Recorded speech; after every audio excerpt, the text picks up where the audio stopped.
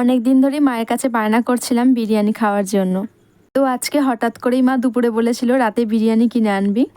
এই সুযোগ কি আর হাতছাড়া করা যায়?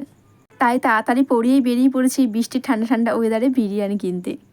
তো বাড়িতে এসে আগেই থালাটা সুন্দর করে সাজিয়ে নিচ্ছি লোভনীয় একটা খাবারের ভিডিও বানাবো বলে তোমাদের জন্য।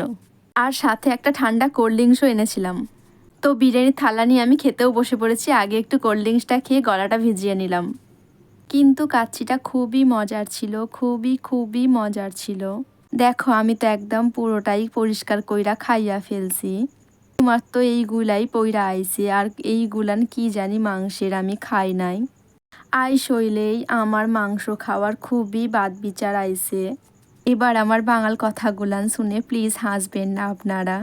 এই আমি বাঙাল দেশের আপুদের ভিডিওগুলান দেখতে খুবই ভালোবাসি, আর আপুদের মতো কথাগুলান খুবই বলতে ইচ্ছা করছিল আজকে। তাই একটু মজা করার জন্যই বললাম, প্লিজ ভুল হলে ক্ষমা করবেন।